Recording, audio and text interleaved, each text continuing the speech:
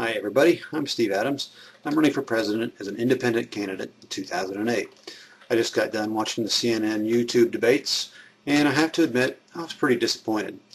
I thought the idea was great, having people from across the United States send in their questions on YouTube and have the candidates answer some really unscripted questions. But the problem is the politicians answered the same way they always do.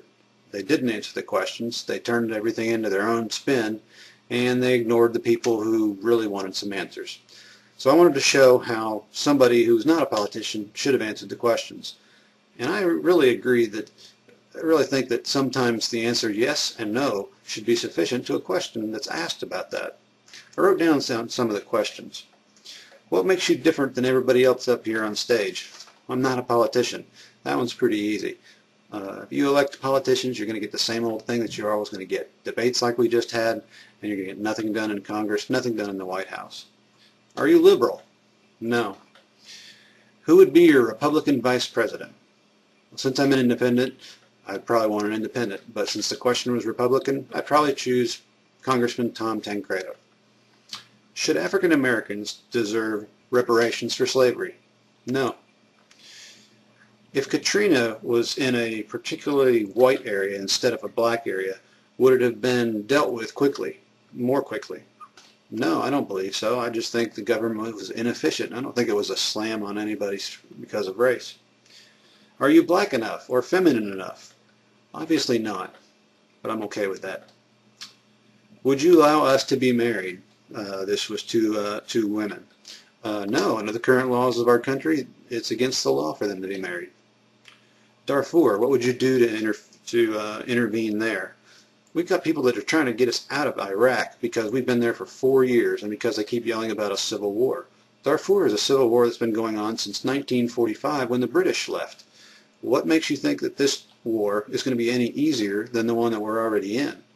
I think we have to let the United Nations run their course there. They've already decided to send troops there. Yeah, the African Union is there too, and Sudan is pushing back, but you've got to let them try. We just can't pick and choose all these wars that we're going to go and jump into. Iraq, would you pull out now? Yes. And by now, I mean as soon as we can, safely. We don't want to lose more American lives by doing something foolishly. Did the people in Vietnam who fought in Vietnam die in vain? No. Should women be added to the draft? Yeah, that'd be fine. Equal rights. Let's see. Would you meet with leaders of other countries? Iran, Syria, and some others met. I'll meet with anybody, but I'm not going to give them the keys to the Lincoln bedroom.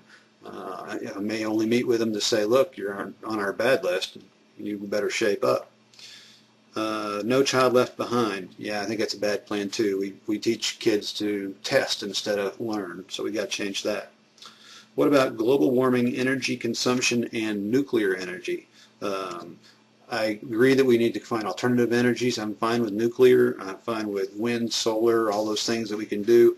We've definitely got to wean ourselves off of foreign oil as soon as possible, so we got to go with domestic oil and then alternative energy as soon as we can.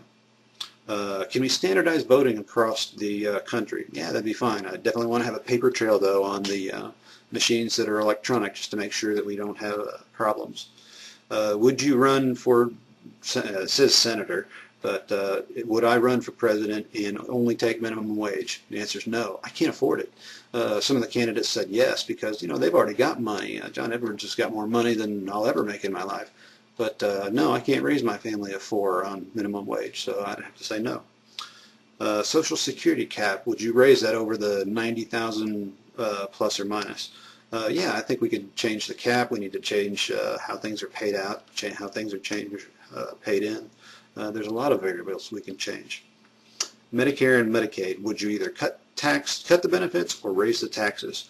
Well, I think there's a third option. I mean, you cut other spending and you use that money to pay for Medicare. Would taxes go up underneath your administration? No. And then the last question that I wrote down was the guy who held up quarter says, "In God we trust." What does that mean to you? It means to me that the people who made the coins, that made the government, that signed the Constitution and Declaration of Independence believed in God. Doesn't say which God, doesn't say which specific religion. We've got the First Amendment, which tells us that you can't establish a certain religion. My Christian faith is going to shape what I believe and what I do. That's not going to be shoved on the people of America. See there? In just a few minutes, I've saved you a few hours of debates. So I hope that you you may disagree with some of the things that I have said tonight, and that's fine. We're allowed to disagree as Americans. But one thing that the politicians should have done tonight that they didn't is answer your questions, America. And I hope I've done that tonight.